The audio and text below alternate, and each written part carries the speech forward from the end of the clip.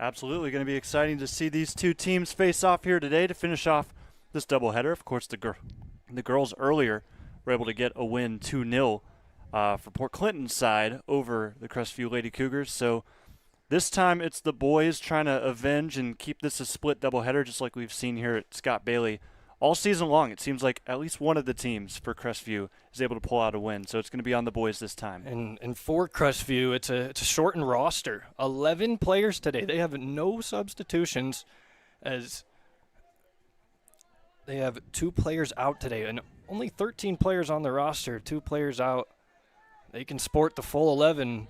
That's about it. But they have a decent chance setting up here. So here's Braden Smith, the captain of this Crestview Cougars team. Sophomore midfielder. It's Port Clinton bringing it the other way. Crestview awaits. Trying to go up that far side. Crestview will just kick it out of play, and Port Clinton will throw in.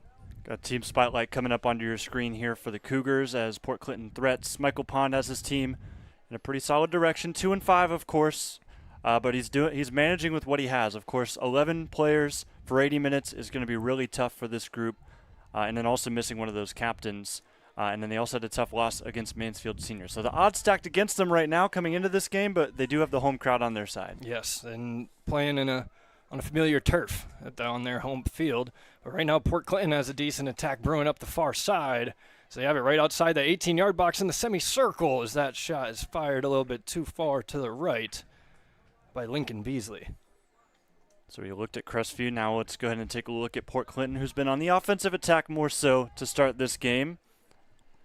But a defensive team, they've been struggling offensively. Paragon has pretty much been their bright side on that side of the ball. He scored 2 goals against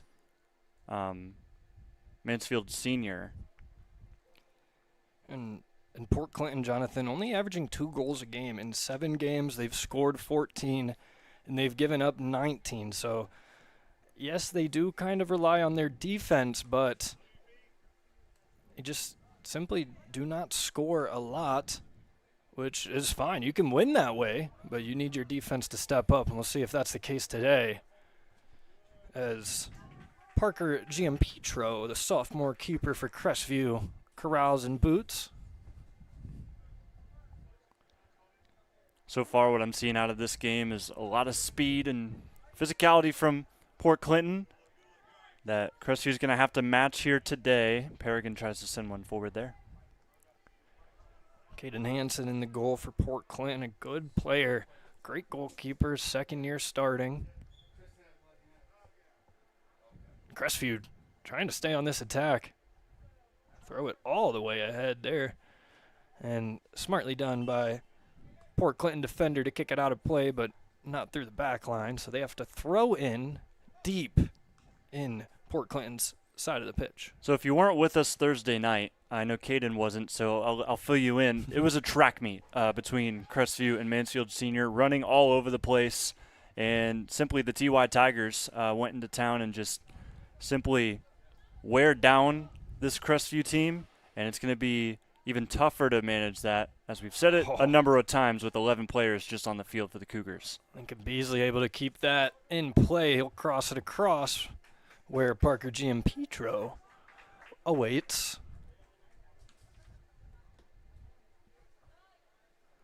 But to the point of only 11 players, you said last game was a track meet. They got to be, they can't wear themselves out too early in this game. You got to play a full 80 minutes. There's a nice move. Braden Smith, the captain, gets one ahead to Paragon.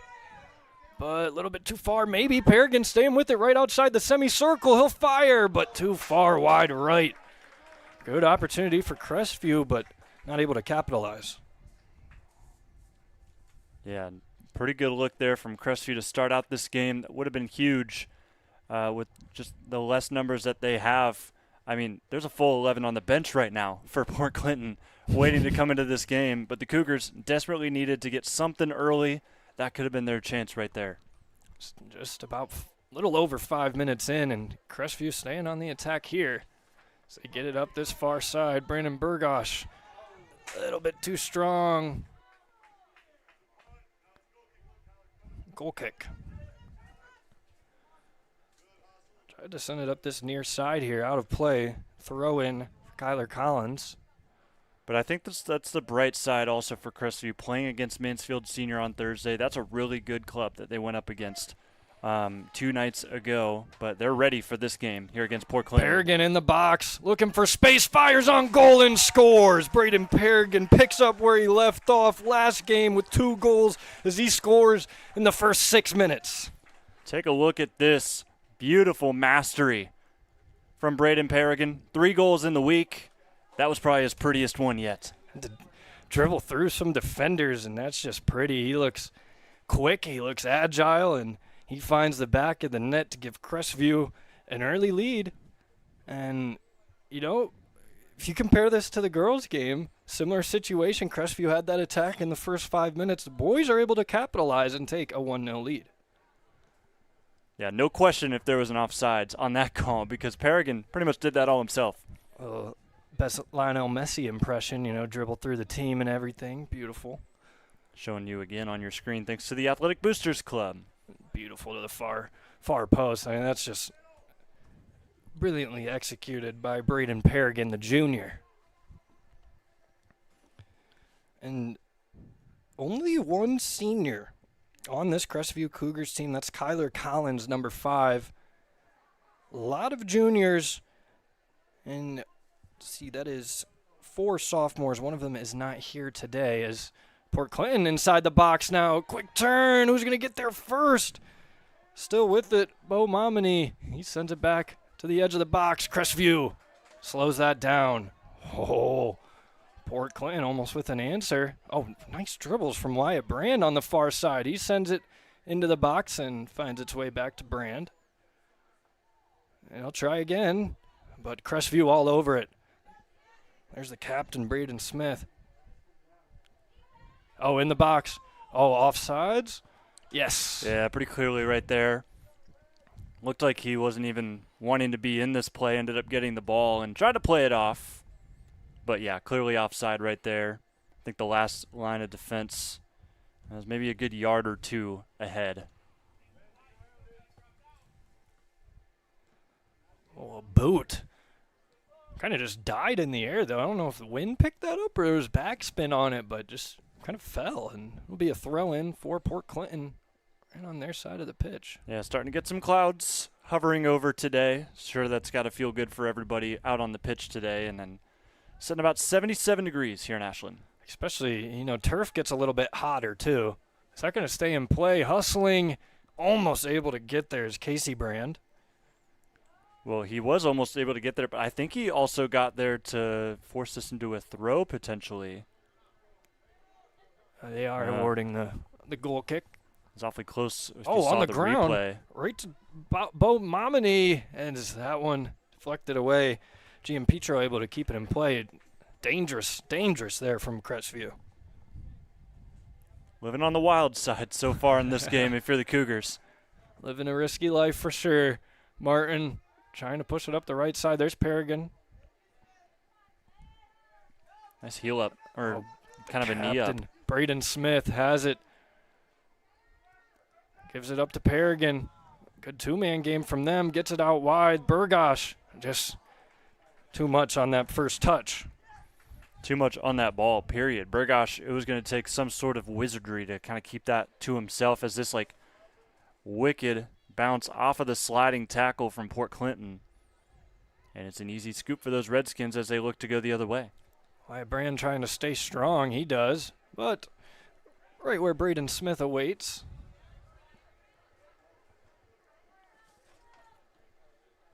Now, if you're the Redskins, this has not gone exactly how you thought it would go. You knew that you're coming up against a team that was going to go in tired as the game went on. You wanted to try and make sure that they didn't strike while they were still at peak condition, but that has not happened. So now things change and just simply going to want to try to keep possession here.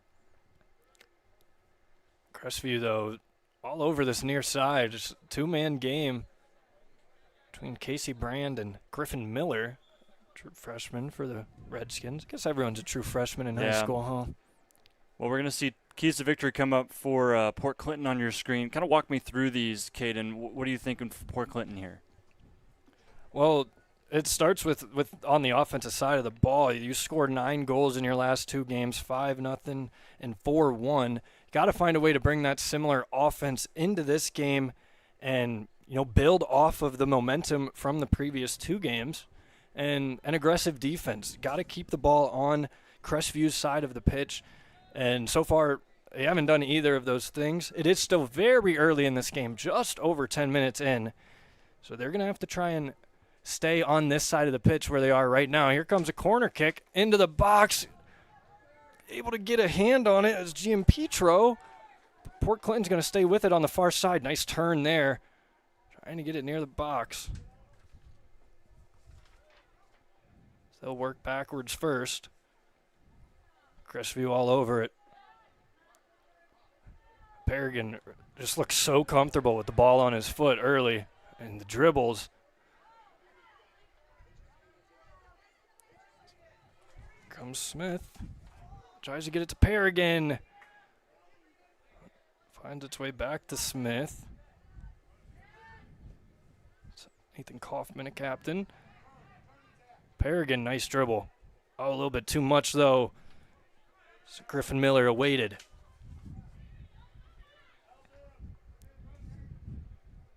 Yeah, good first move. Just good help side from Port Clinton to kind of eat up the solo effort there from Paragon as he's going to get the ball again.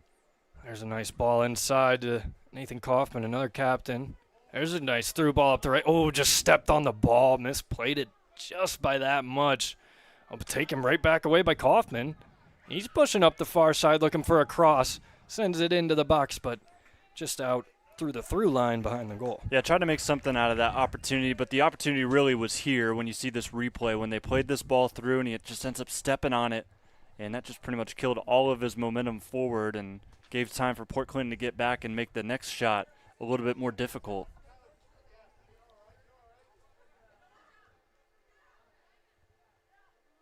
Crestview doing a good job of staying on Port Clinton's side. Smith, he's also been comfortable with the ball for the Cougars.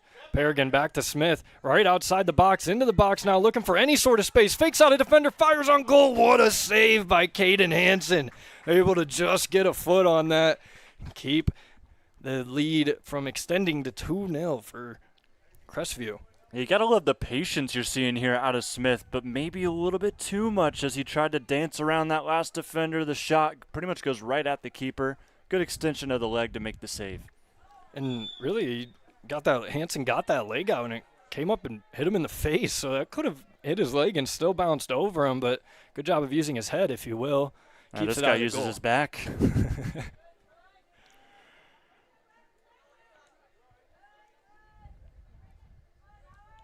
Pristine touch, but it just doesn't end up working out. Port Clinton trying to be on the attack here. There's some space for Momini. Looking for more space. That one just kicked away. Port Clinton staying on it, though. Wyatt Brand on the far side. He's looking for a cross. Gets one into the box. But right to Troy Weaver of the Cougars, junior defender. Yeah, there's a block shot in there that nearly took a hand of the Cougars in the box. That would have been definitely a penalty call. So very fortunate for Crestview that did not end up happening, and we'll have to see Port Clinton with this long throw-in. Of course, a lot of power with this team that they could probably get it into the box if they really wanted to. And looks like they do want to, but it goes right back to where they throw in. Here's a cross. Oh, almost like a shot, really, but just escapes through the back through line. Yeah, here's a look again. This would have been quite the finish from a nearly impossible angle, but Port Clinton nearly made that possible right there. I can't even do that in the video game. Surprised he was even that close, really. Great look, if you will.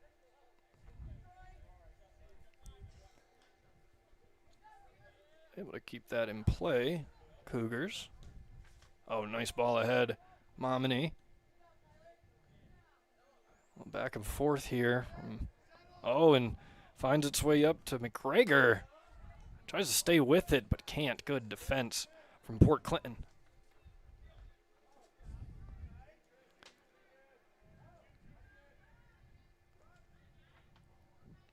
This play by Lincoln Beasley there to keep that in play. If it did go out of play, it would have been off on Crestview. But they have it in the center circle. They're going to work up this near side. This is Braden Paragon right at the 50-yard line. Oh, makes a man miss. Gets it ahead. This is Burgosh. Back to Paragon. Just feels effortless for him right now, feeling real comfortable in the middle of the field. So casual, calm, cool, and collected. So that one's out of play. Will be a throw-in for Port Clinton.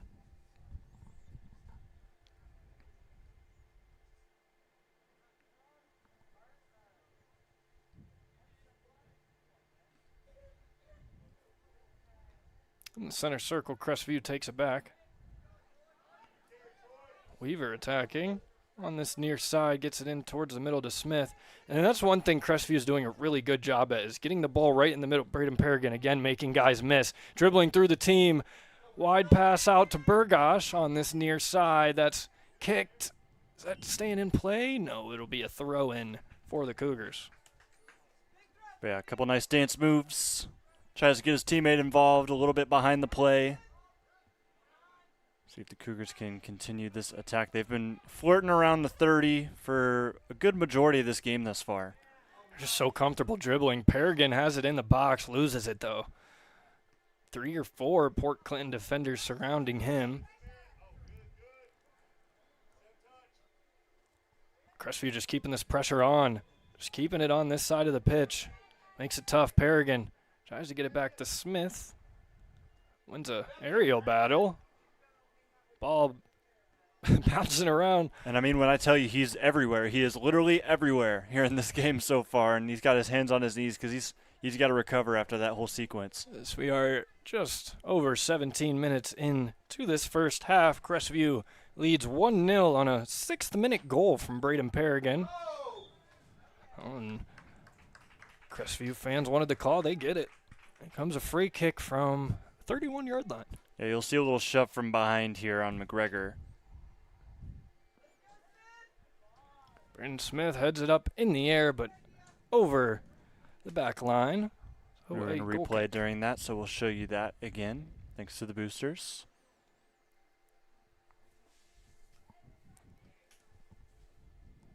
And Braden Paragon wasn't on that attack there. He went back to go get some water. Maybe fatigue already settling in 17 minutes in. Again, 11 players. They have no substitutions. And if a player gets hurt, they're going to have to play down a man, which isn't too uncommon in soccer, but you don't want to do that. Now, unless they negotiated things before the game, there should not be a hydration break in this contest because it's not warm enough for that. So not any breaks here for the 40 minutes of the first half. Yes, he just kind of took his own break. Paragon, I wonder if any other Crestview Cougars will do that. Braden Smith getting it up the far side. Here's McGregor. This is their striker, Kenneth McGregor, into the box. Kind of gets slide tackles, but fires one on goal still, but a great save from Caden Hansen. That'll set up a corner. And it's Smith again putting it on a platter. This time for McGregor. Takes a little tumble, as you said, but good effort out of that keeper for Port Clinton. Making passes like Modric. Just right in that middle of the field, and it's so important on the attacking side to stay in that middle of the field. That's where you get the best looks. Crestview has done that so far. They go short corner. Paragon gets it in. Oh, just out of the reach of number 7, Grady Klein. Oh, man, that was close. Yeah, you saw the replay. Really interesting formation out of that whole situation. They had a lineup. Oh. They had pretty much a straight line right on the 18-yard box, and everyone kind of dispersed towards the beginning of the play, and the one that found himself open could not make the connection.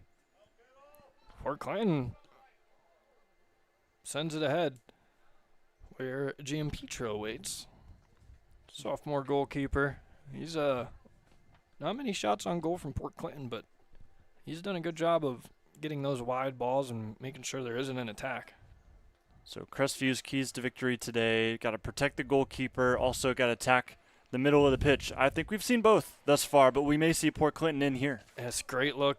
Opportunity. Casey Brand right outside the box. Gets it in to Wyatt Brand. Both seniors. We'll go throw into the box right at that 18-yard line. Momini just a tick late on finding Casey Brand out of play. Goal kick for the Cougars.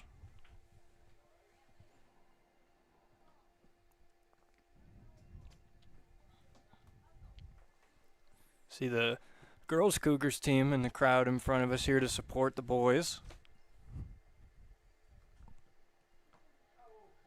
Another rough kick. That was booted into the center circle, but Port Clinton awaits it. There's Kaufman for Crestview, looking for someone to pass it to. He has a guy. It's Burgosh on this near side. Nice move to get it in, but awaiting that was Brody Shearberg. Takes it away. Nice pass ahead. Momini has been on the attack so far. Can he get anything to capitalize? There's a beautiful through ball to Casey Brand on the right side of the box.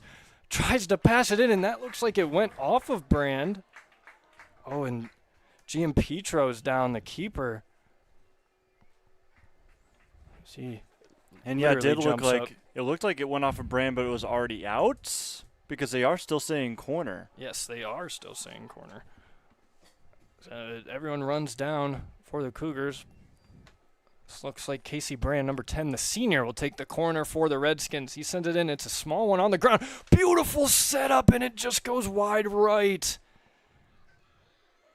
That is Lincoln Beasley, who wanted a call there. It was actually deflected out of play, so third corner for Port Clinton. Brand will take it again.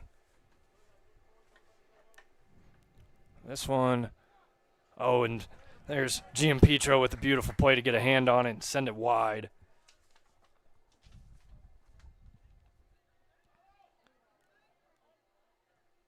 There's a ball in a beautiful spot for Brand, but offsides. As the line judge puts his hand up. So far we've seen nice competitive game. Crestview, of course, with the 1-goal lead, but I think more of the threats have come on the Port Clinton side offensively. They just haven't been able to materialize that into a point. I was going to ask you, Jonathan, what does Port Clinton need to do to turn these attacks into more points? of the same. Just finish. I would agree completely, as they have it on this wide side. Wyatt Brand pushing it ahead, and you got a Brand on both wings. Those are your wingers, Wyatt Brand and Casey Brand. Wyatt on that far side, Casey on this near side, at least for this first half. But to not give you a vague answer like I just did, something specifically that I think this group can do is just kind of do what Crestview's been doing on the other side. Try to establish yourself in the middle. Flanks haven't been going your way. Feels like some of the passes get stuck in the corners and don't really come together from there. So just try to lean towards the middle rather than trying to use Brant and those two brothers on the wings. Maybe move them towards the middle and try to build from there. And that just shows the different type of attacks, too, that each team is using right now, because every attack from the Redskins so far has been on these wings from one of the Brands, trying to they've gotten it into Bo Momini in the middle a couple times, but a lot of the attacks have been on the wings. You compare that to Crestview, I think all but one attack have been in the middle of the field, largely in due part to Braden Smith and Braden Paragon, the Bradens, playing some back and forth game right in that middle of the pitch, just not turning the ball over. But it will be a goal kick for Crestview. So we are nearing 25 minutes into this first half, just over 15 remaining. It'll be a throw in for Crestview. Paragon taking his time to get it. Don't blame him.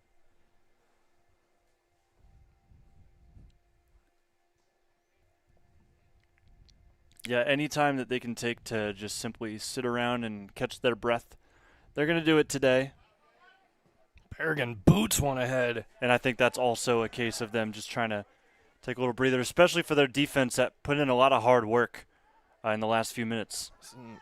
One's on the money to Tristan Teeter. He'll reset it back, and it'll be cleared from the semicircle by Port Clinton. So they maybe have a counterattack brewing here. Here comes Wyatt Brand on the far side. Just tries to get it ahead. A whistle blows. So a free kick from about the 15-yard line or so. About 25 yards out from the goal.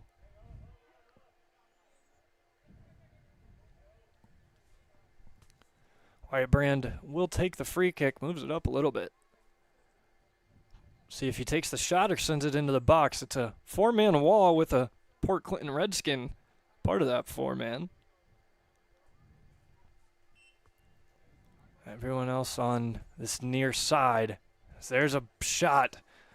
Hit the trash can. Good aim, but a little bit too high for a goal.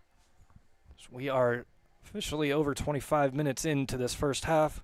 Crestview still leads 1-0. Yeah, early goal for the Cougars. And as we have reached the halfway point in this half, I want to thank our sponsors today, Mechanics Bank, Simonson Construction Services, Crestview Athletic Boosters Club, also Madison Adult Career Center, and American Homestead Exteriors. Another chance here potentially for Port Clinton that's squandered by the Cougar defense.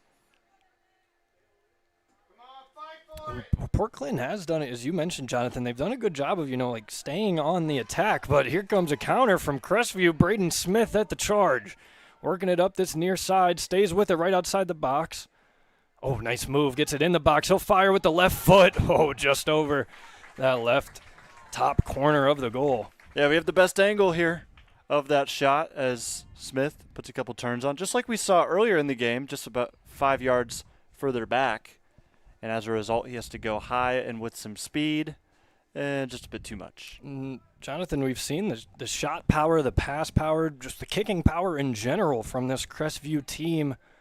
So that one was skied by Braden Smith. But here comes the Redskins. That's a nice through ball ahead. Casey Brand has it in the box. He goes for the pass, and it's wide. As the goalie's, or excuse me, not the goalie, the referee's arm is up. Are they calling him offsides? Well, I thought 10 was in. I thought he was way But maybe on. the pass to 11 is what was considered offside, even though it wasn't anywhere near him. Not sure, but they are awarding the offsides based on where they're taking this free kick from.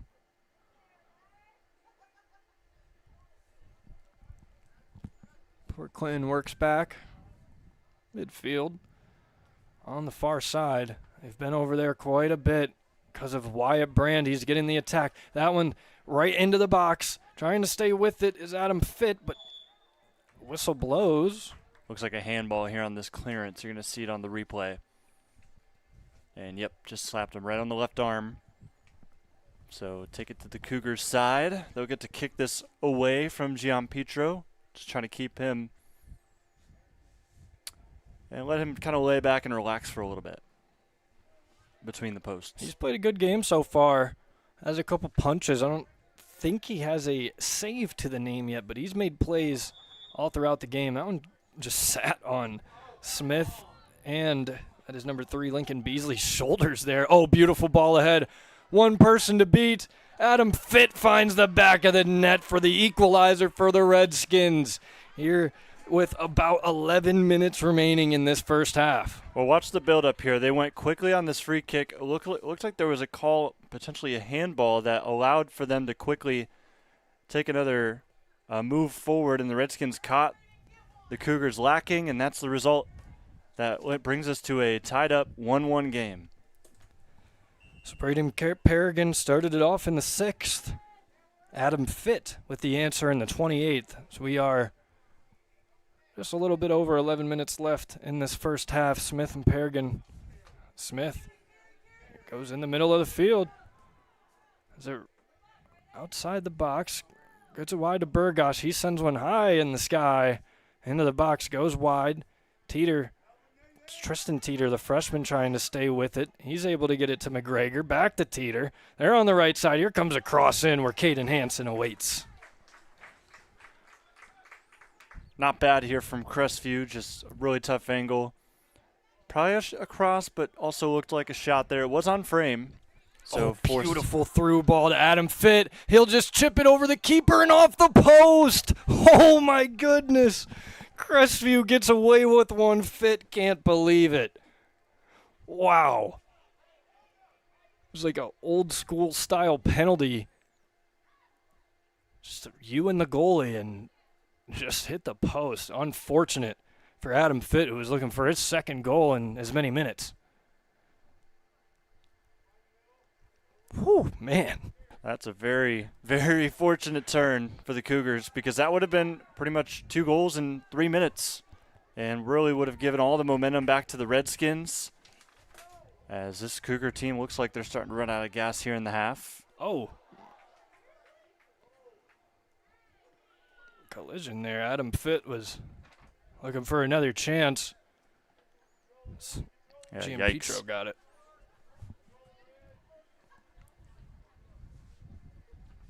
Felt like dominoes right there, but fortunately that will result in a foul on Port Clinton, so Cougar fans can take another sigh of relief as things have started to get a little bit more interesting on this right side of the field.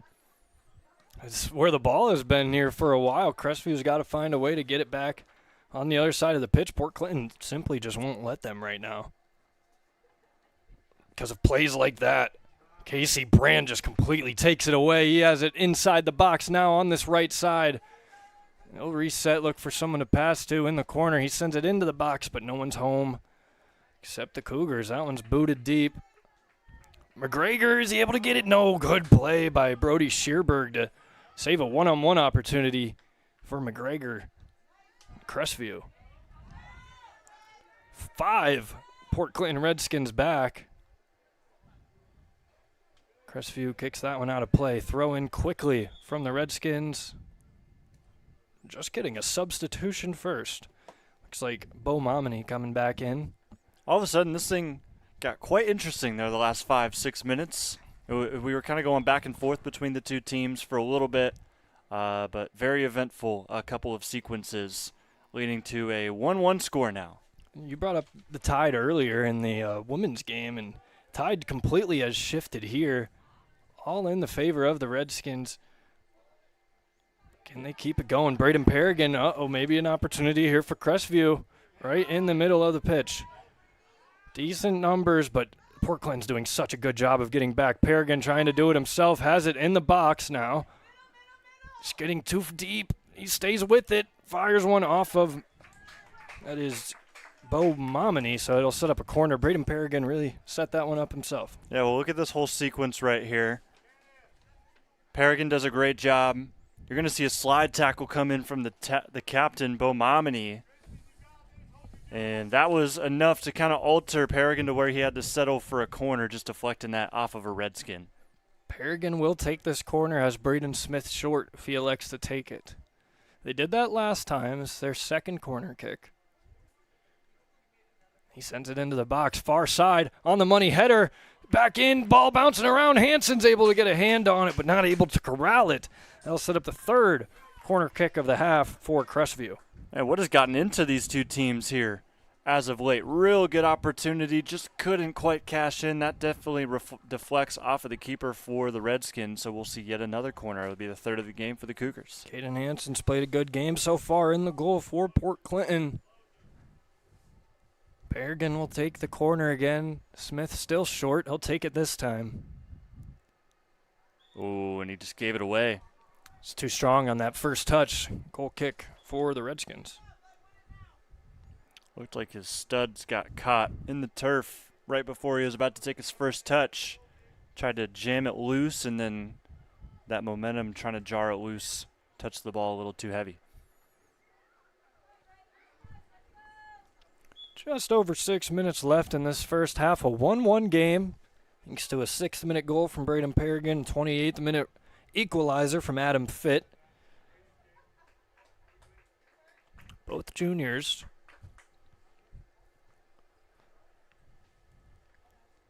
A free kick from 49-yard line. Just kidding. Move back to the 50. Why not put it right on the line, right?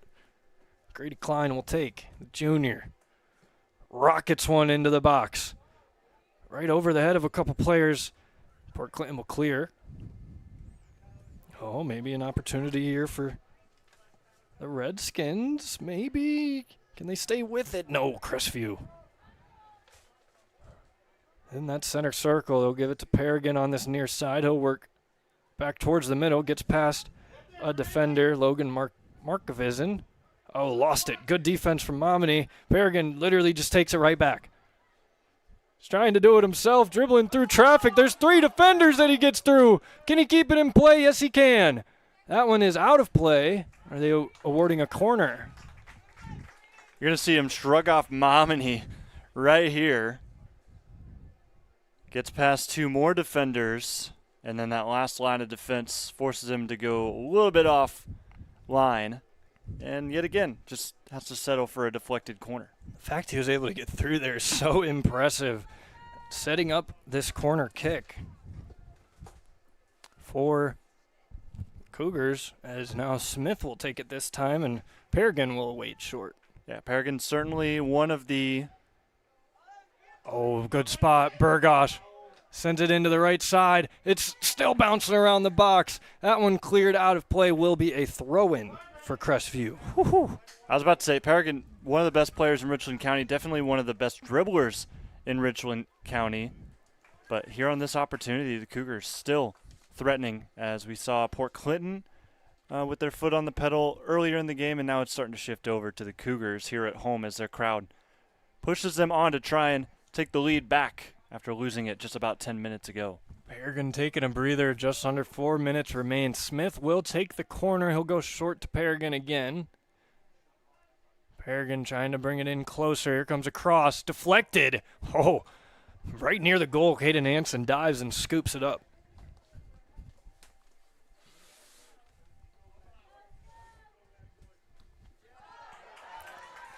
Beautiful touch from Kyler Collins. Port Clinton there. Oh, beautiful through ball. Is he going to get there? It's a foot race. Fit trying to get there. He can't. Gianpietro swoops it up. That's good defense from Troy Weaver. Just really not letting him get to the ball there. As Brand tries to send one into the box, as there's Grady Klein to knock it away. Under 3 minutes to go. Both teams tied up here, and the goal is obviously to put one on the board, but how you do that is going to be important because you don't want to leave yourself susceptible to any sort of counterattacks. We saw plenty of counterattacks in the girls' game. Could see one here. Braden Smith has it in the center circle. Looking for someone to pass to. He'll find Burgosh on this near side, where Momini awaits and takes it back away. Up this right side, foot race won by Collins. Right back to Burgosh in the same spot. He'll try a through ball again. Nobody home.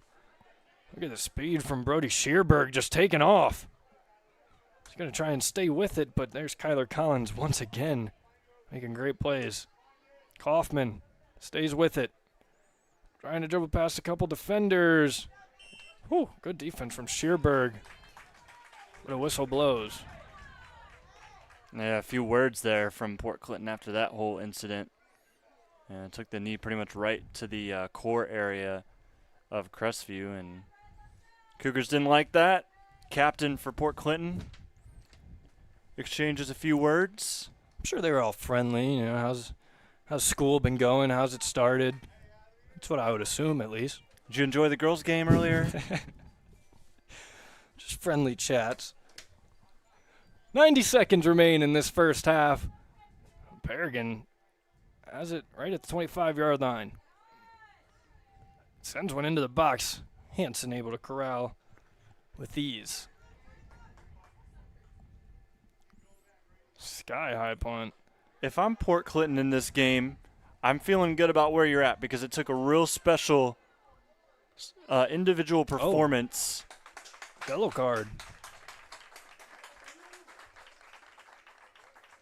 Oh, yeah, there was a little tussle in the middle of the field. Saw it on the left side of your screen on the replay. That is Brody Shearberg with the card. Yeah, so he was the one that was chatting away earlier, and now he seems to have gotten the attention of the official and gets that yellow card. He's going to have to come off momentarily. A couple players sitting down in the center circle as they await play to resume. Our 2 goal scorers, Adam Fitt and Braden Paragon. I'm sure they were having a friendly little chat as well. Clock stopped at 1:02. But as I was saying about Port Clinton, they've got to feel good about where they are. Of course, it is still tied 1-1, but the 1 goal you do give up was a really nice individual performance from Braden Paragon, where he was able to slice up a couple defenders. All you have to do is really clean up that side of the ball and just keep Paragon in front of you, and it's a clean sheet here, and you'd be up 1-0. So when it comes to building up opportunities, Port Clinton has the advantage there today. Crestview will get it to Paragon on this near side. Ooh, actually loses it, but just is able to get it right back once again. Tries a through ball ahead, but all over that. Will Osborne and Wyatt Brand. For the Redskins, Smith gets it back in the middle to Kaufman. He'll work up the far side now.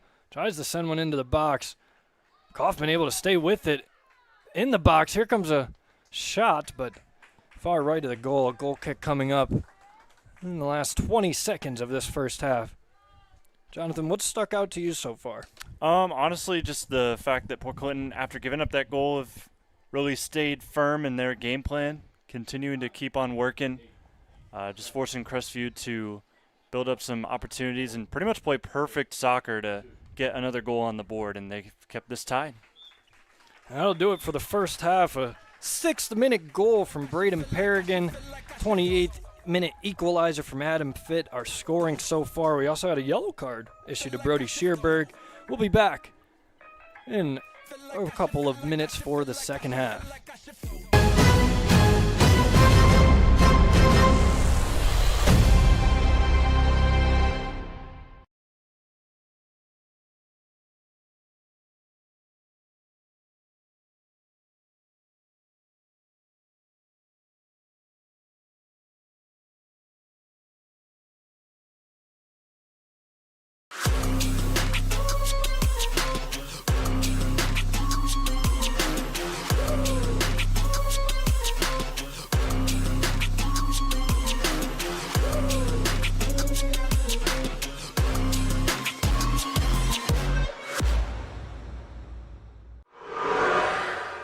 At American Homestead Exteriors, we're more than a business. We're a father-daughter team with a shared mission to protect and beautify the homes in our community. We believe your home deserves top quality service and products. From the first nail to the final walkthrough, we take pride in doing the job right. The first time, every time.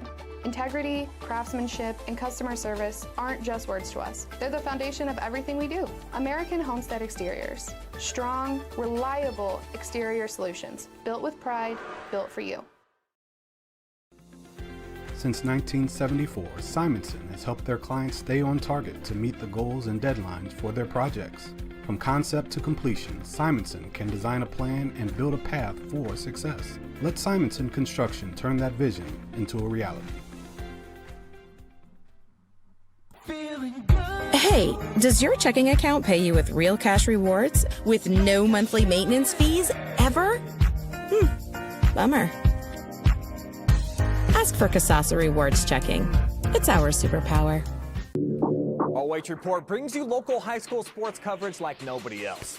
In football, basketball, baseball, volleyball, softball, soccer, wrestling, track and field. If it's happening in our area, we're streaming it.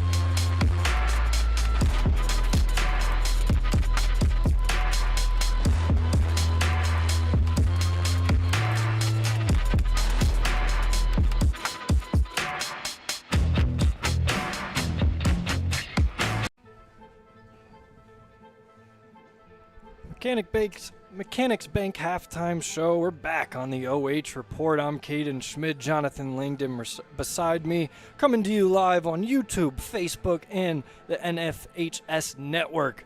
So we got a 1-1 tie between the Crestview Cougars and the Port Clinton Redskins here at Crestview High School. It's been really a back and forth game. I think Port Clinton really dominated the end of that second half. They got the goal to prove it, but so far Crestview started hot. Port Clinton has picked up the pace since then. Yeah, exactly. So Port Clinton sitting at about 14 shots, unofficial stats up here, but 14, 6 on goal. So they've put a test on this keeper, Gian Petro, for this Crestview squad. But also got a little physical there at the end. 10 fouls for Port Clinton total there in the half, 7 for Crestview.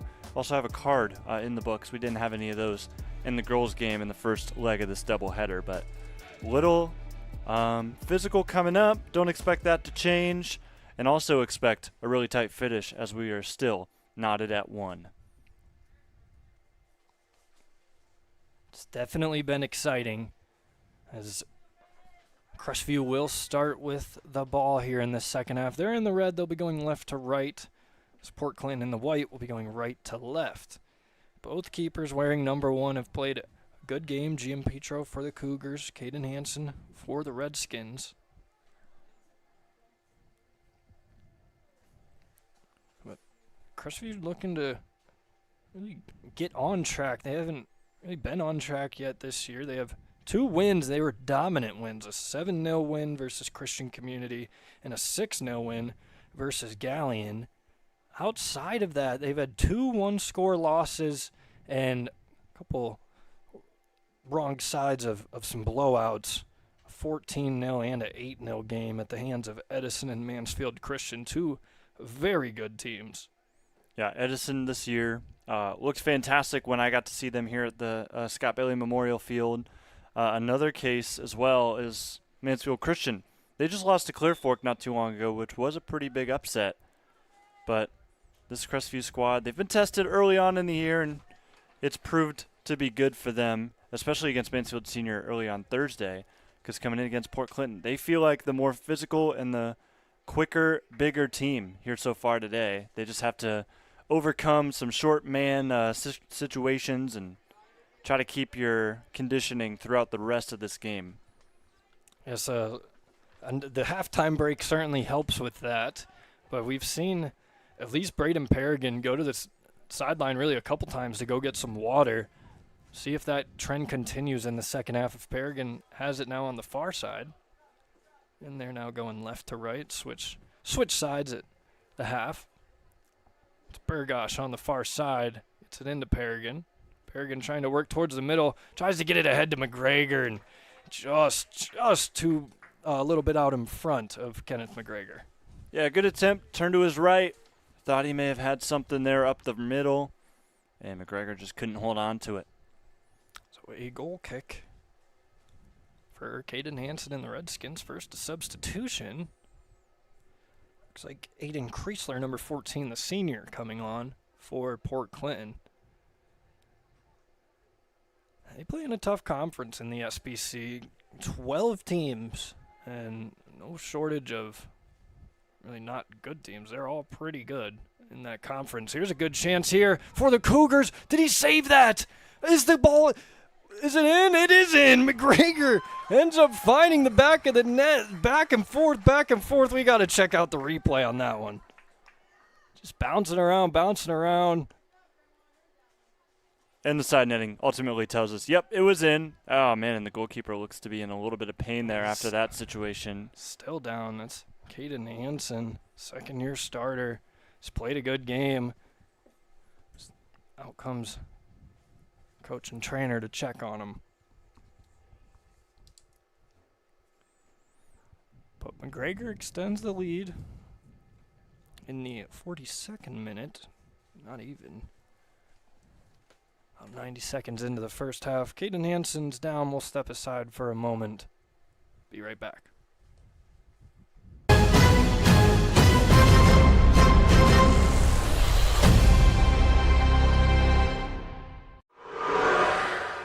At American Homestead Exteriors, we're more than a business. We're a father-daughter team with a shared mission to protect and beautify the homes in our community. We believe your home deserves top quality service and products. From the first nail to the final walkthrough, we take pride in doing the job right. The first time, every time. Integrity, craftsmanship, and customer service aren't just words to us. They're the foundation of everything we do. American Homestead Exteriors. Strong, reliable exterior solutions. Built with pride, built for you. Since 1974, Simonson has helped their clients stay on target to meet the goals and deadlines for their projects. From concept to completion, Simonson can design a plan and build a path for success. Let Simonson Construction turn that vision into a reality. We're back on the OH Report. Caden Schmid here alongside Jonathan Langdon. Caden Hansen came off. Our new goalkeeper is Lincoln Beasley. You've seen him in the field a bit, but Caden Hansen, he came off kind of holding his right shoulder area. So up on that right arm, and he comes out. We hope he's okay, as Crestview trying to start another attack. Paragon had it deep and wanted a kind of a high kick there. Almost got kicked in the face, but didn't. Almost doesn't count. Port Clinton with a new keeper now. Again, Lincoln Beasley in the goal. We've said his name because he's played in the field a little bit. He threw on the green jersey, takes over in goal. Crestview slows down any chance for the Redskins. Now, if I didn't think that the goalkeeper was all right and maybe needed a little bit more attention, I wouldn't show this replay again, but I do see him kind of walking around, stretching out that shoulder. But we do want to show the second goal that just went down. Just a wicked kind of turn on that right shoulder, but it does ultimately end up with the ball in the back of the net, so the Cougars up in front. Lincoln Beasley already making his presence felt. He scoops that one up and bombs it deep. But we definitely hope Caden Hansen's okay. You hate to see that. It's good to see him. You know, he's kind of stretching it out over there. He's not holding it anymore, so that's a good sign. I'm no doctor, so I'll leave it at that, but we just hope he's okay. Crestview, and to push up the far side, a whistle blows. I wonder if we'll get to see him later on in this game, because it seems like he's pacing around as if he wants to get back in, as if he feels like he will and can. And as a competitor, you know he wants to get back into that game, but I mean, yeah, he's here on a Saturday for a reason. He wants to get out on the field. Oh, look at him. See, he's still scooping up the ball even on the sideline. Great team player, but did go grab that shoulder when he was done. Throw in for the Cougars. Oh, pretty. Nicely ahead. A little push, getting away with it there. The Port Clinton defender. Looks like Brody Shearberg. Yeah, he was in the box, so a little bit of contact you can get away with. Just trying to shove off the speedy Braden Paragon. Got the job done. Well, pardon me. Lincoln Beasley is not in goal, as there is number 3 still on the field. So not sure who is in goal right now for Port Clinton, because Lincoln Beasley is about to take this free kick. So 2 number 3s on the field for Port Clinton. If we can get an update on that, we will let you know. And it must just be the extra goalkeeper jersey happens to have the number 3 on it. Yes, Landon Mackey has recorded 2 saves this season. So I imagine that is Landon Mackey in goal. Usually number 9, a true freshman, a regular freshman, because this is high school. It's all right. Everybody's gets in that college mode. Now they're back into the high school, calling some high school games. It's not often you see freshmen either. I mean, yeah, too many. There aren't very many true freshmen, period, anymore in the college ranks either playing, because they're typically not being looked at to be immediate impacts on the field, whatever sport they play. Right, for sure, 100%. There's really a select few of true freshmen that end up playing every year at the college level, right away at least. we got a throw in here for Crestview.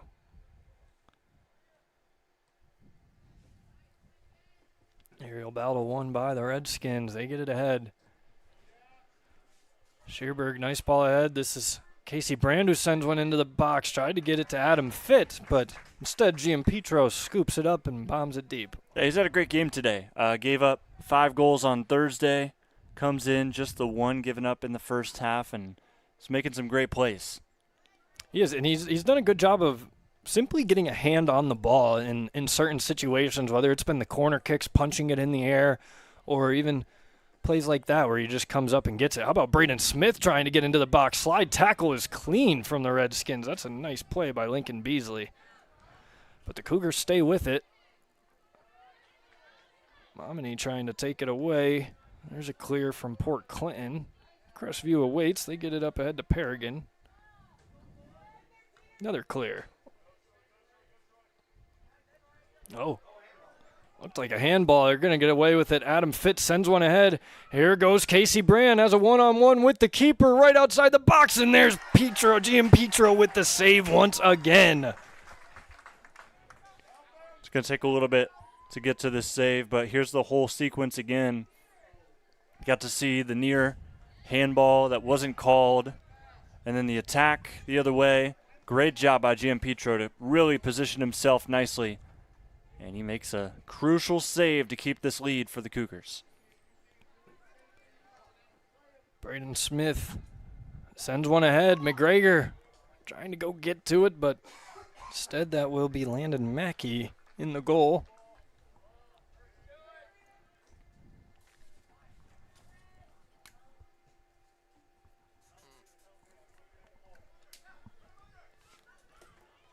Port Clinton trying to set up an attack. Casey Brand loses it, though.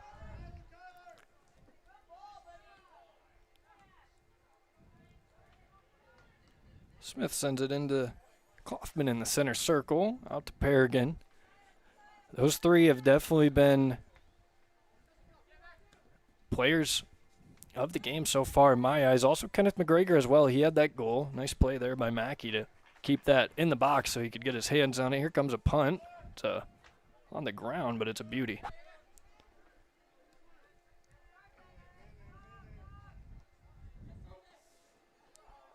Just behind the foot, J.J. Osborne. So throw in for Port Clinton at the hands of Brody Shearberg.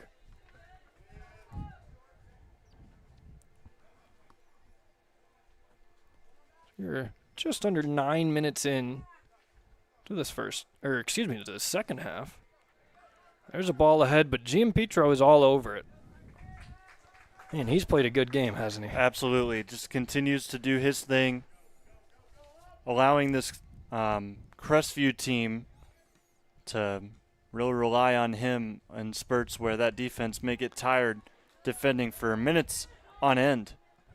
Chance setting up here for Crestview. Smith will try and fire one from 22 yards out. Oh, good. They'll reset on the far side. Burgosh loses it out of play, but throw in nonetheless for the Cougars.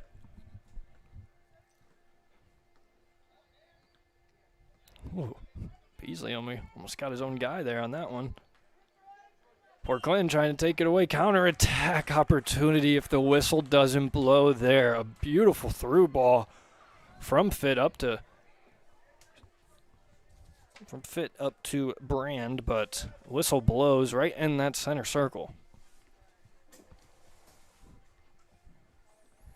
So you got to go get the ball. Sometimes going to come off the clock here. Cougars, I'm sure, are grateful for that. I'm sure they're ecstatic to get that goal in about the first 90 seconds of this second half. Get to play from in front again like they did for most of the first half. And that was always going to be the big key for Crestview coming into this game. They needed to make sure that they were the aggressors initially, and then once they're able to take that lead, they can kind of just keep that, I guess, conditioning going throughout the rest of the game, because 11 players, no substitutions. It's just going to be really tough for this team to stay all in it as time ticks down, so you're going to need as much of a cushion as you can get as we get down to the wire in this game. And if you're Port Clinton, how do you counteract that if Crestview is able to accomplish that? I think it's about time that you start using a ton of those subs that are sitting there waiting for an opportunity and just start continually pushing. It is a non-conference game. It's a great opportunity for you to build on this game. There's a deflection there by Crestview, but also an opportunity to get some young guys in the game and just really tire out this Crestview team. I was just going to say, I mean, to your point, like the fresh legs of having, like you said, a whole roster on the bench, more people on their bench than Crestview has on their team. You got to, you want to use some of these guys, especially in this level of soccer where you can free sub. It's not like when they come off, they're off for good. For good, like at the pro levels. So you want to take advantage of these fresh legs, especially when you're facing a team with only 11 players that can't make any subs. In a sport that requires so much stamina, so much running, so much back and forth. And also, if you're Port Clinton, want to try to shut down Paragon at all means necessary, but with that, sometimes it does leave the middle open once you have 3-4 guys collapsing in. So just got to make sure that you're cutting off any sort of opportunity to pass into space, especially in the attacking third for the Cougars. And the problem to that, though, if you're Port Clinton, is Braden Smith has played in the middle so comfortably, so well, that if you do take away Paragon, then you have to deal with that. You have to deal with McGregor as well. We've seen him make some plays as well as that goal to take the lead in that 42nd minute. But it will be a free kick for Port Clinton. And that's a problem sometimes because almost certainly I could tell you that Port Clinton game planned for number 9, Braden Paragon. They knew coming in that he was going to be a problem. Of course, he scores the first goal anyways, but it's usually that second, maybe even third guy that once they start to really show out in the game, coach maybe over on the sidelines thinking, okay, well, that's a problem. We got to focus on him too. Mm-hmm. So you're got multiple players that you're constantly worried about on the defensive side of things, because that midfield right now is winning this battle for Crestview between them and Port Clinton, and I don't think it's necessarily close. I agree completely as far as the midfield goes. I think Port Clinton's attackers have done a good job of getting themselves in situations. They were able to score the one. That's it so far, but it's not like they've had a shortage of opportunities on the offensive side. But, I mean, in the second half so far, it's been all Crestview.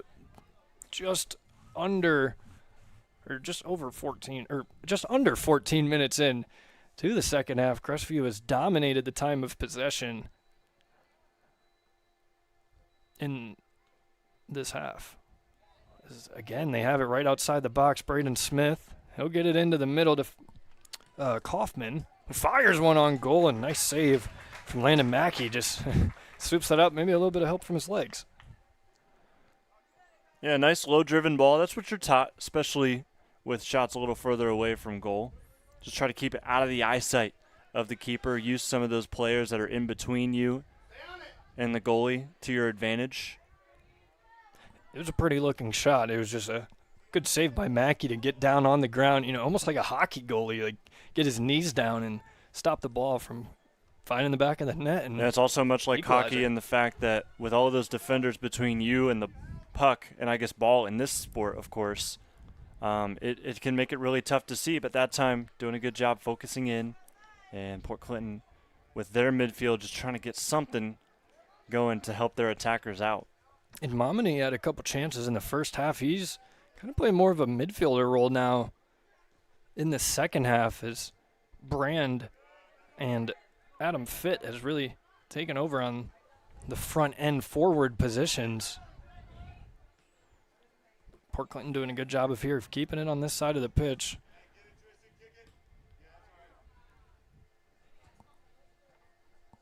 A throw in for Port Clinton.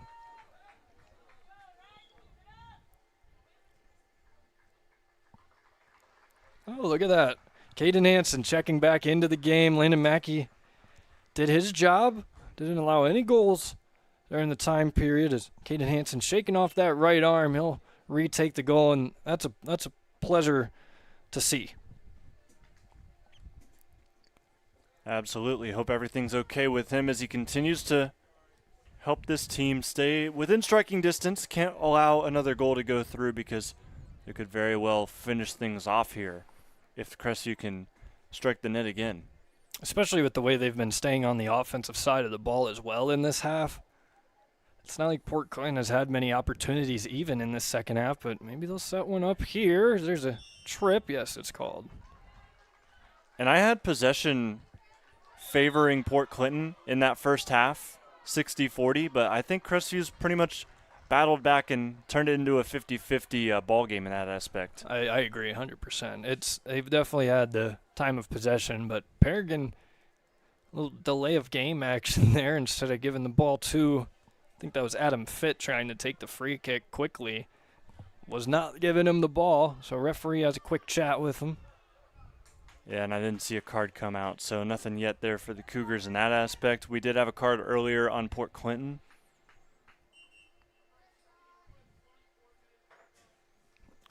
Got to reset the clock. It was supposed to be stopped there.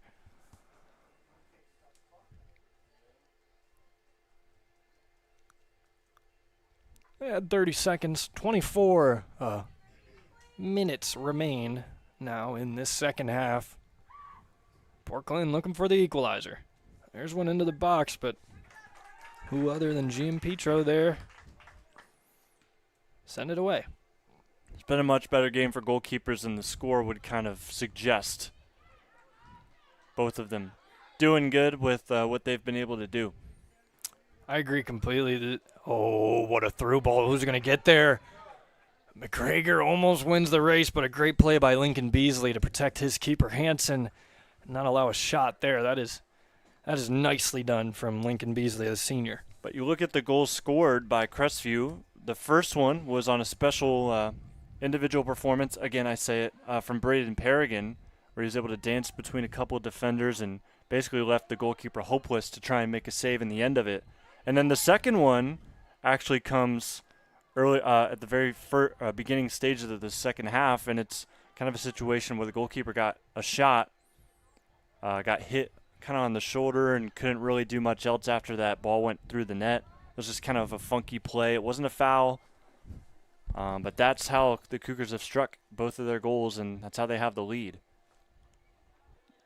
Trying to stay on the attack here with Paragon. Now Smith sends one into the box. Aerial battle won nicely by Clark Fry. Oh, maybe something setting up here for Port Clinton. They try a through ball, but the defense is all over it for Crestview. All of the defenders there. J.J. Osborne, Grady Klein, Troy Weaver, and Kyler Collins were all over that play. And they're able to get possession back as well. Yeah, good chance on a lofted through ball here. Oh, bombs it deep. That one's going to find its way to Caden Hansen. Skies one. Oh, misses everybody. Finds its way to Paragon.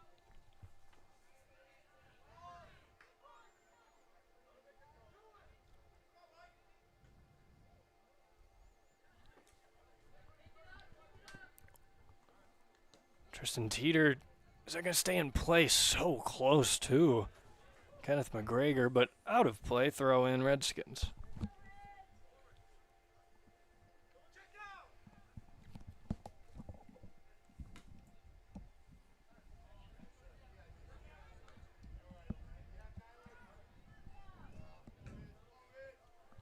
Omni sends one deep, but that'll be out of play. Throw in Cougars. Final 20 minutes coming up here. It's going to be huge for Port Clinton to get one on the board early. You've been playing catch-up for quite some time. You want an opportunity to win this game. You don't want to settle for a draw here in a non-conference bout. You always want a result, a positive one, rather than just settling for the draw. So give yourself as much time as possible to get a winner rather than an equalizer. So Port Clinton has already drawed once this season, so to your point, they want to win this game. They don't want to draw. They obviously don't want to lose. They want to win this game, and they're going to have to get an attack going early to try and build off of it. There's a good ball inside. Shearberg loses it. Looks like it'll stay in play. He'll get there in time. Looking for a foul. Did not get the call. Nice play. Griffin Miller going out to get it. He'll through ball up the right side on the money. Right past Crestview defender. That stay in play? Wow. What an effort to not allow a corner kick there. I want to take a look at this again. How close was this? See that deflect off. It's pretty good. Good stuff there from the Cougars. Out of play right here on the near side. Quick throw in. Race to it. But a whistle blows. Yeah, a couple bodies falling to the floor, both for the Redskins. I think one just kind of tripped up on himself and the other took a bump from the Cougars. And that second bump was the foul call.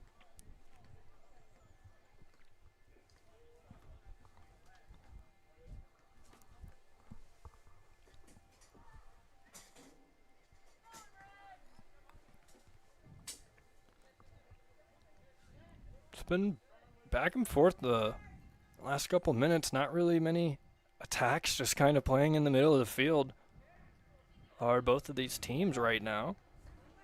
I'm sure Crestview is fine with that, but if you're Port Clinton, you got to find a way to get an attack. As there's a nice through ball up the right side. Tristan Teeter, who's going to get there first. It's number 5, Brennan Mayers, the senior for the Redskins, kicking it out of play. Was that a corner kick?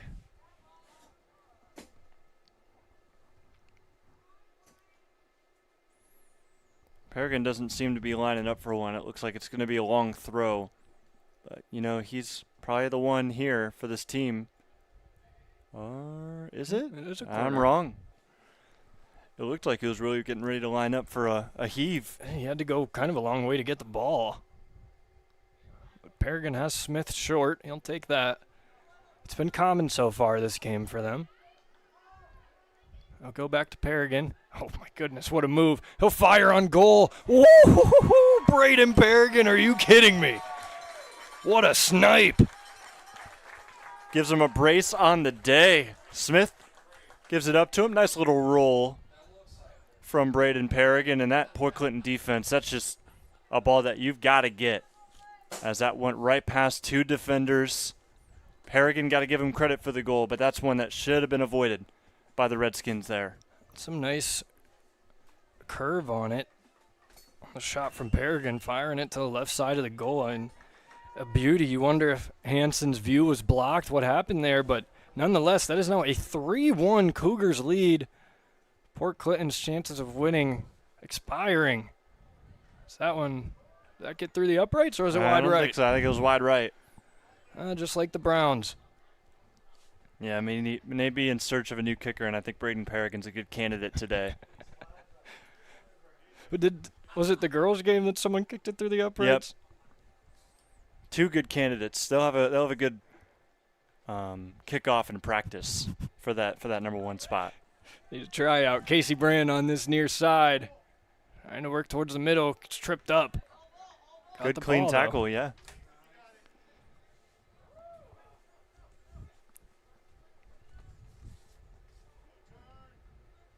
There's a nice turn.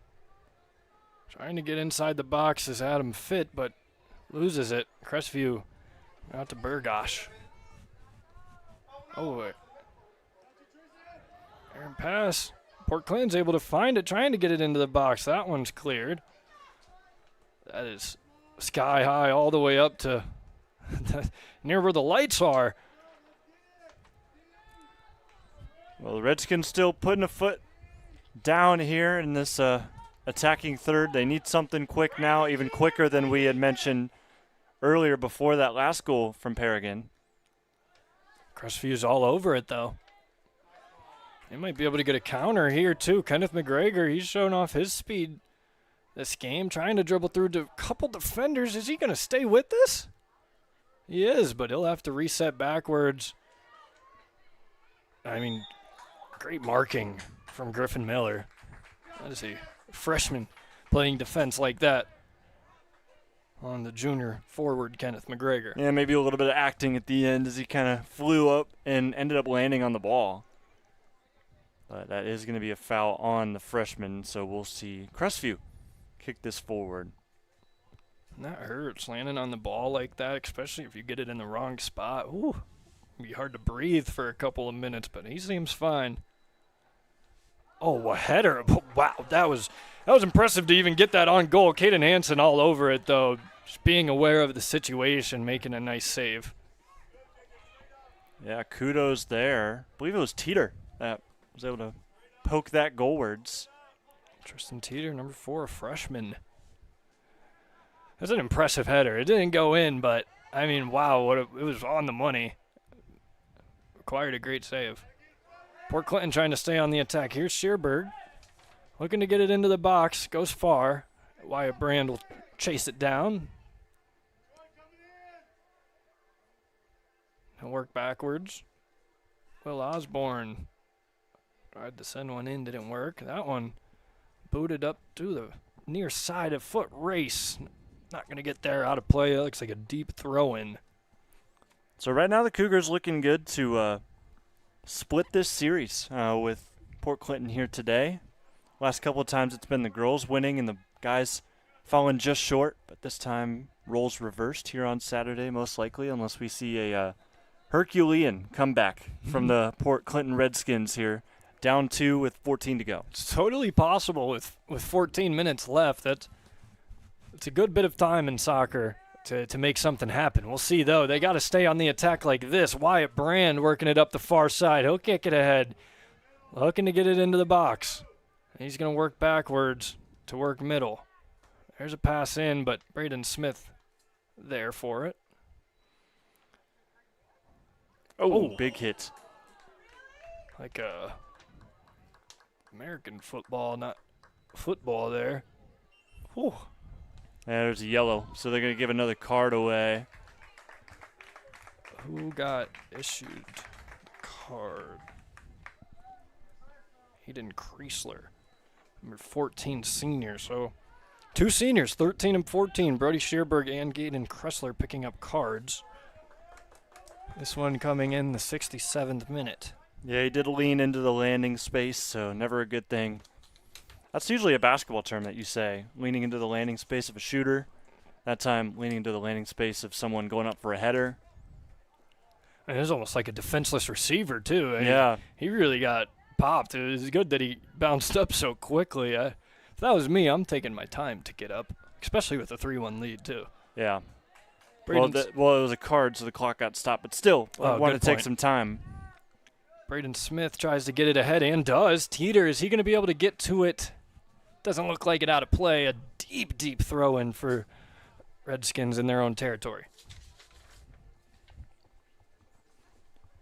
Crestview with a win today would be moving up to 3-5. Be a nice home win for them. Good momentum booster for the rest of the year.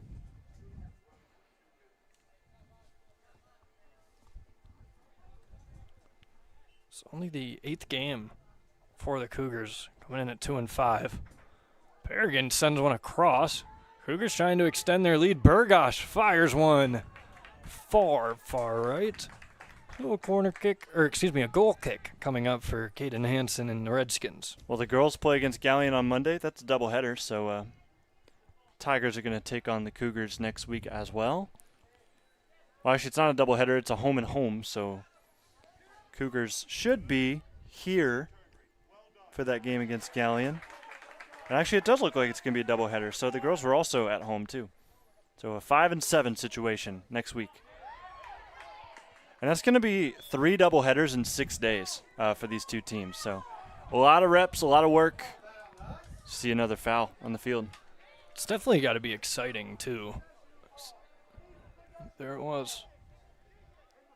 But it's definitely got to be exciting, too, as a player, you know, going to go with the girls' team if you're on the boys' team, or go with the boys' team if you're on the girls' team. Try and win together. Doesn't happen often that you get to take the trip together, as we see a whistle. Is it a pen? Here's the whole sequence again, thanks to the Boosters Club on the replay.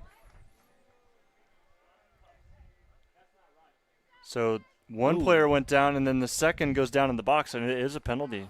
Well, this helps the Redskins. Casey Brand going to line up to take this, and it'd be pretty heroic if Giampetro can keep this one out. Casey Brand lines up.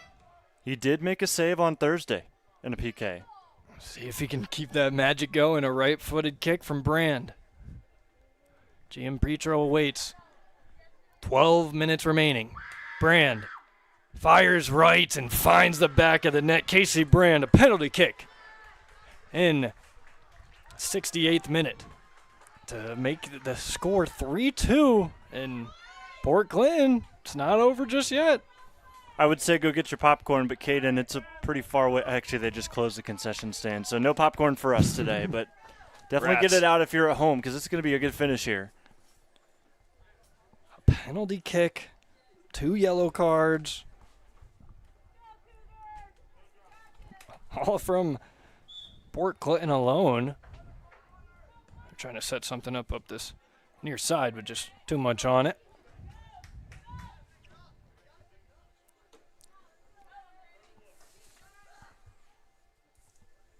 Still ample time for something to happen here. Either way. Port Clinton kind of looks a little inspired right now. They're kind of flying around, trying to build off the momentum of the penalty kick. Here's Adam Fitt. He scored earlier. Brand knocks it out of play. Yep. Paragon's going to take his good old time. Yep. Puts the hands down. Just trying to slow them up. Say, all right, let's take our time. And he gives a little grin up to the camera. I just saw that. He knows what he's doing. Throw in, gets by a couple players. Braden Smith's able to find it. Man, he is so good in those tight situations. Defender all over him. He's just able to get the ball.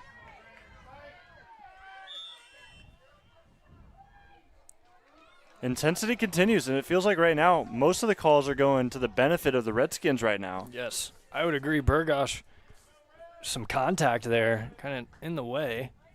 So bird flies by. That one finds its way to Osborne. He'll work backwards. Into the middle now, Casey Brand. Near side, Clark Fry. Teeter tries to take it away. Fry gets it into Shearberg. Shearberg cross into the middle. Good chance here for the Redskins. Oh, Brennan Mares tried to fire one. Couldn't get it past the defender. Crestview clears. Yeah, good clearance. Going to take a lot to keep this going here. Also, clearing it just as far away from play as possible to where Port Clinton has to run and go after the ball. This is where the ball kids are going to have to really help out. So they can play a pivotal part here. With under 10 minutes remaining. And it looks like they've got one over there locked in. And it looks like he's on the Port Clinton side of things, so definitely will be some urgency when these balls go out of bounds. Foot race. Won by McGregor, but out of play. He's got some speed to him. Oh, and it is actually off of a Redskin, so throw in for Crestview. Osborne will throw, launches. Oh, they advance a little bit. Another throw-in opportunity. Osborne will try again. Oh, a bounce pass. That one skied sky high.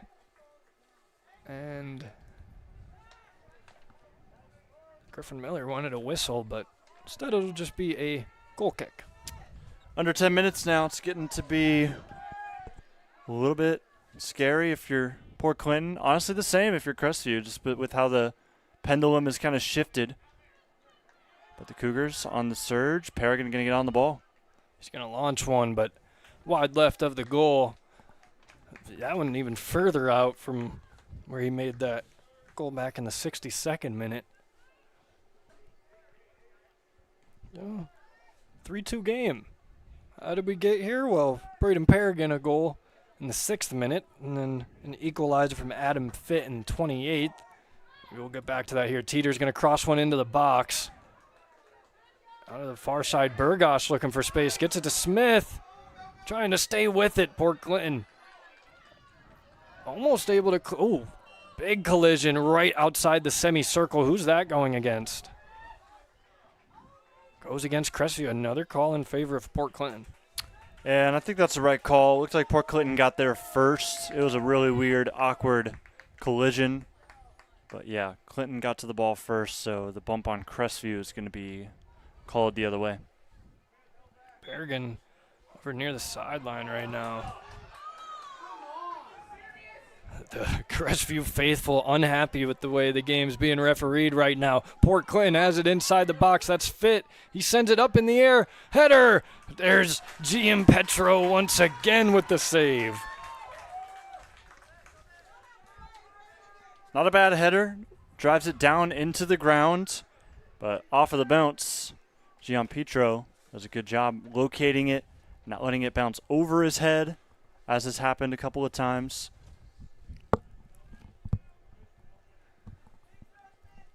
Seven minutes remain here in this second half. Crestview taking their time. They'll throw in on the far side. Braden Smith tries to send it deep. Oh, it's almost on the money, but a good header by Lincoln Beasley. Slows that down, or it would have been a one-on-one with McGregor and Hansen. Well, maybe a chance setting up here for the Redskins. Not if Osborne has something to say about it. Crestview fans really unhappy with the way the game is being refereed right now. They do have a 3-2 lead, though. But it does feel like the Redskins are starting to surge, so that may not be for too much longer.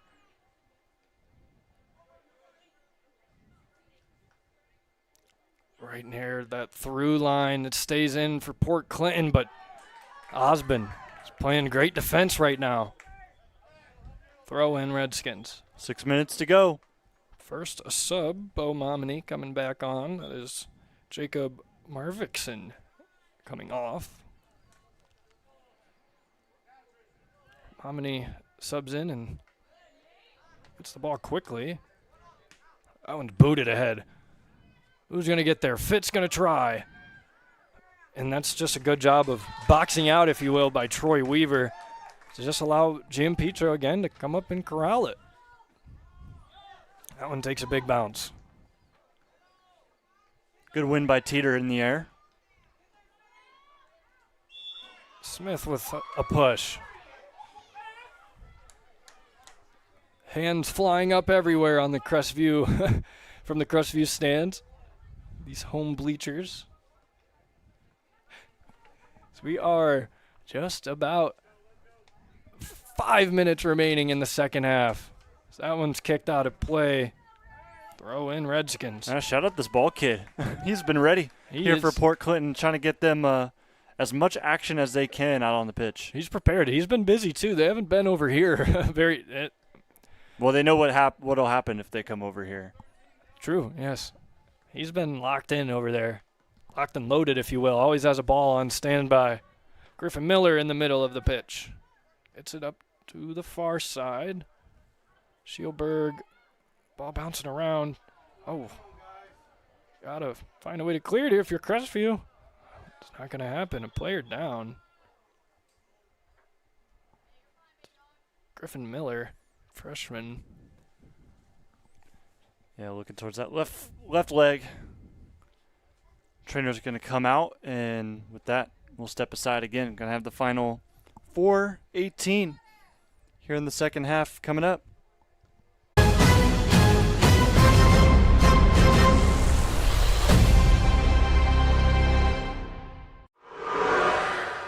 At American Homestead Exteriors, we're more than a business. We're a father-daughter team with a shared mission to protect and beautify the homes in our community. We believe your home deserves top quality service and products. From the first nail to the final walkthrough, we take pride in doing the job right. The first time, every time.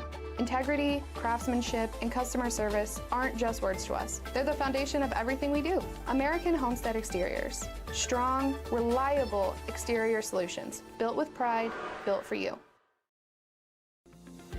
Since 1974, Simonson has helped their clients stay on target to meet the goals and deadlines for their projects.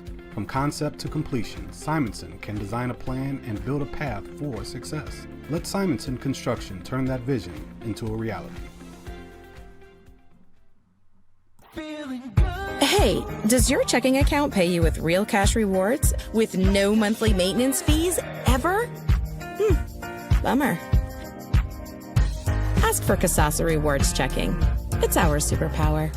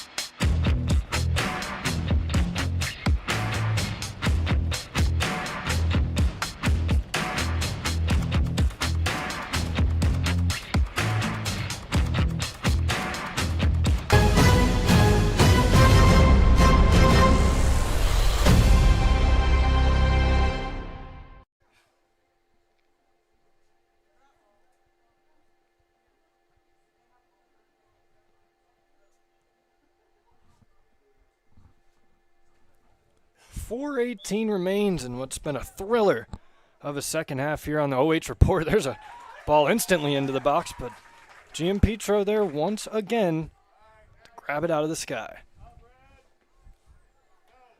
And I'm Caden Schmid, Jonathan Langdon beside me.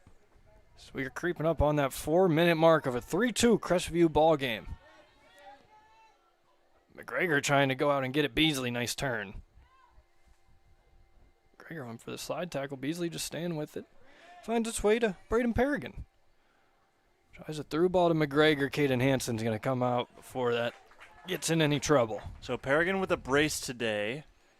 Elsewhere, just a couple solid goals from the crew of Port Clinton and how they've been able to kind of crawl back into this one. They trailed 3-1 earlier in the half. And it sits 3-2 now.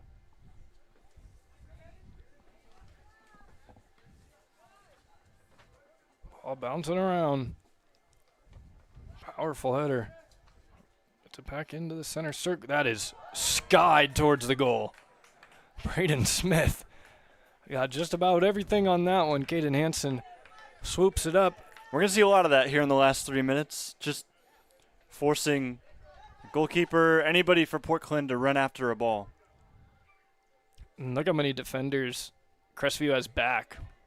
5 guys with Braden Smith also playing in the middle, so technically 6 playing on the defensive side, but a through ball on the money. Uh-oh, Port Clinton looking for the equalizer. A beautiful extra pass to Casey Brand. Was he offsides? Was he off? I think he was off. Based off the reactions of the Port Clinton players, Casey Brand was offsides. Nope, they gave it. No. They did give it. Okay. So I apologize. They didn't make up their decision there. Casey Brand with the equalizer in the 77th minute, his second of the day. Yeah, looking at the replay there again, thanks to the Boosters Club. Maybe a good 1-2 yards onside. So we're all good here. That'll make it tied up at 3. Paragon stretching out at the 50-yard line. I think that's why they made him reset. Well, the equalizer in the 77th. Again, we play 80 minutes, 2 40-minute halves, high school level. I'll shout out the Crestview trainer. He's been put to work today. It looks like Paragon's not going to need him, but a lot of attention needed from some of these players. And a good Saturday afternoon for soccer, and we've got a good finish coming up, 3-3. Yes, we do. Both teams do not want to draw. They will keep trying to get a goal, close this game out with I think the trainer's had enough. He's driving away. He's like, you guys better be okay. You got 2.5 minutes. Let's see what the results are. Hanson gets the reset. Launches. Osmond gets it up to Teeter.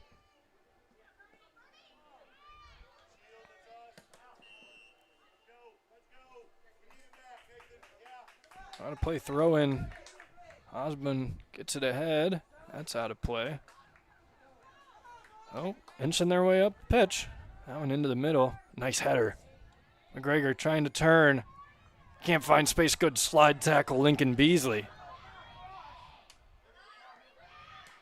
Starting to get real physical. It was already physical. It's about to jump up a couple notches here in the final minute and a half. Hanson sends it again. Port Clinton looking to flip the field. Wyatt Brand maybe will do so on the far side. No, Osmond gets a foot on it.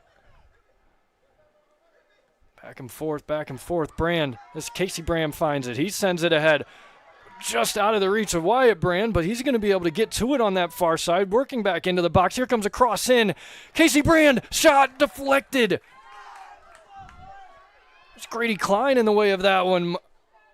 Momini tries it, and that one's deflected as well. Woo! Just over 60 seconds remain. Yeah, good big block as we see Crestview try to clear this away. We're tied at 3. Final minute. Booted out of play. Clark Fry gets to it quick. He'll throw in. Momini trying to stay with it. Don't leave yourself too susceptible to any sort of counterattacks here. You want to go for the goal, but make sure you've got people back in case anything goes wrong. Adam Fitch sends one on goal right past GM Petro. Literally in the 79th minute, Port Clinton fights back down 3-1 and takes a 4-3 lead with 33 seconds remaining. Wow is all I could say. Fantastic comeback here from Port Clinton and the Cougars.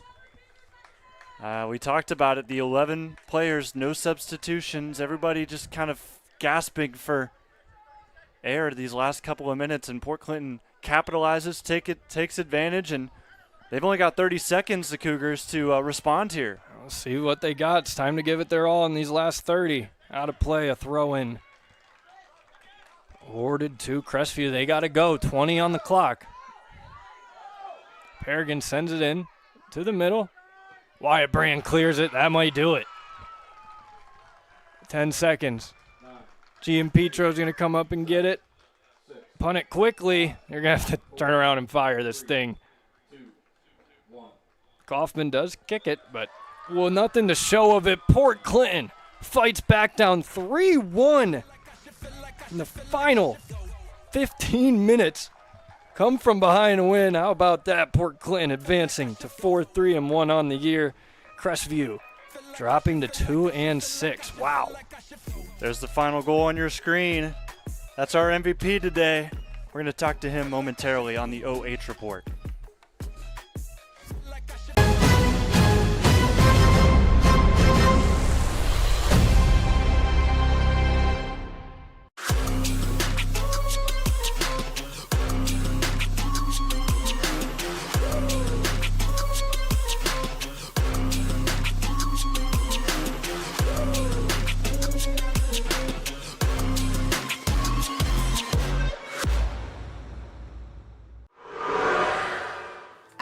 Homestead Exteriors, we're more than a business. We're a father-daughter team with a shared mission to protect and beautify the homes in our community. We believe your home deserves top quality service and products. From the first nail to the final walkthrough, we take pride in doing the job right. The first time, every time.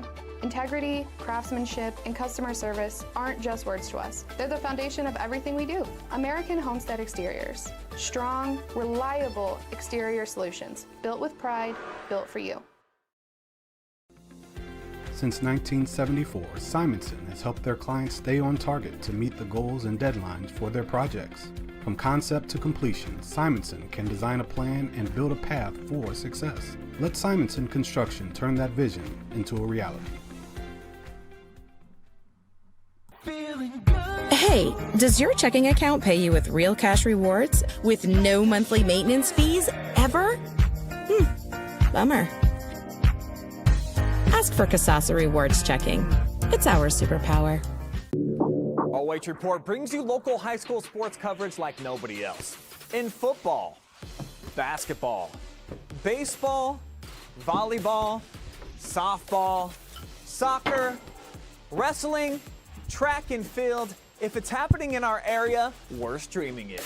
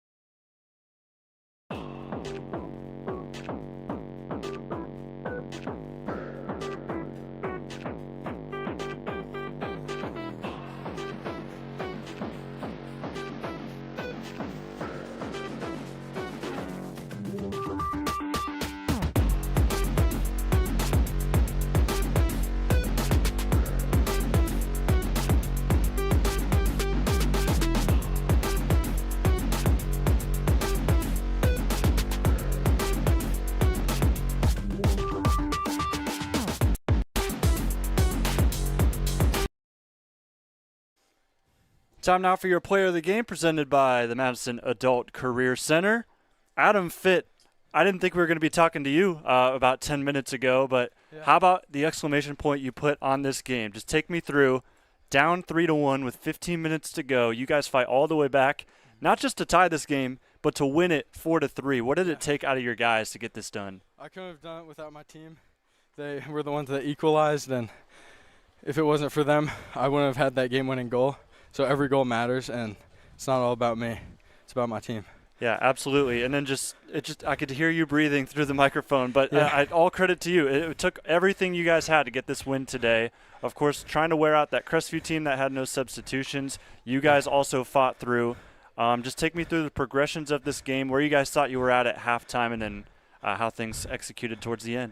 Around half, we knew we could win this game. We just knew we'd have to step it up. Our coach made some good adjustments throughout the entire second half that ended up with us in the last 15 minutes getting 3 goals.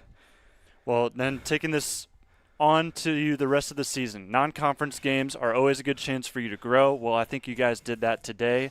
What does this do for you in your SBC run down the line? It gives us good practice against teams that we're even with, that we have to, when we're in conference play, some of these games are going to be unpredictable, and we have to adjust and keep calm in the last 15 minutes like we just did and win the game, even when we're down by 2. Well, absolutely. 3-1 comeback complete, 4-3 win here for Port Clinton. Adam, Look into that camera. Give any shout-outs that you want. I want to give all the glory to my Lord and Savior, Jesus Christ. Without him, none of this is possible, and he's what really matters in life. And all of this is just temporary, and heaven's forever. Absolutely. Well, congratulations to you, Adam. Safe travels back, and best of luck the rest of the season. Thank you.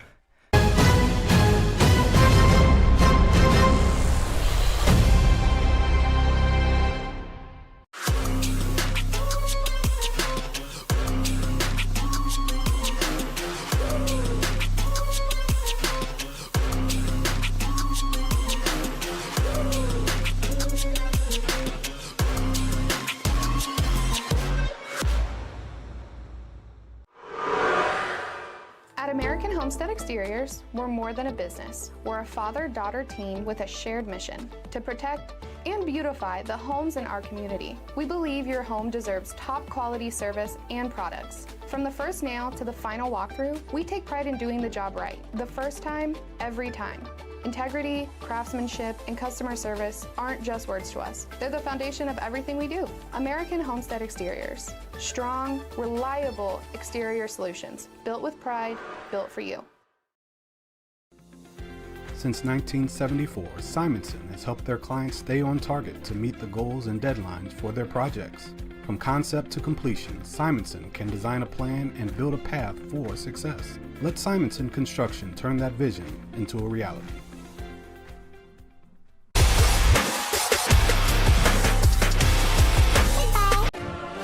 Time now for your post-game show presented by Mechanics Bank.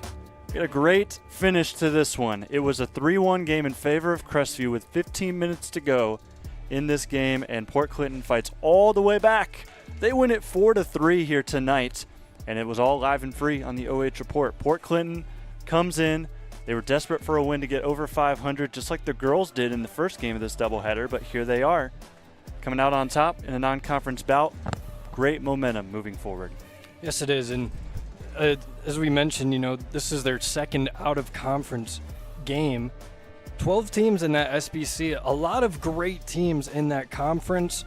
So this is a very good building point for Port Clinton to get back to conference play. Absolutely. You see the man right there that helped them do it, Adam Fitt, with a 79th minute goal. He actually had another goal as well in the 28th minute, but he got to chat with us after the game. And great conversation with him. He's excited to see where this team could potentially go. Crestview as well, even though they were missing a couple of players today. That definitely hurt, but I think it hurts even more seeing this result not go your way, as they'll go up against Galleon next week. Yes, especially when you're up 3-1 in the final 15. Those are the ones you feel like you need to win those. Just a bad collapse from Crestview, but how much of that is accredited to only having 11 guys? You have no subs. I mean, we saw it throughout the game. Paragon coming over to get water. Braden Smith came over to get water. Other players came over to get stretched out real quick, just in the middle of the game. So having no substitutions, I think, really hurt Crestview here. And it also didn't help missing Captain Brennan Dilly today. Yeah, absolutely. So you're seeing a couple of the plays from the girls' game moments ago as we roll our credits here tonight. Thank you so much for joining us. I'm Jonathan Langdon, Caden Schmidt alongside me. And then also thanks to Brandon Powell trooping through outdoors today. Of course, thank you to Mother Nature bringing down some clouds today so he didn't get too burnt out there. Yes. But Brandon definitely a trooper for us, and he's going to get a well-deserved rest, as the rest of us are here on the OH Report as we head into the weekend. We'll see you next time on the OH Report.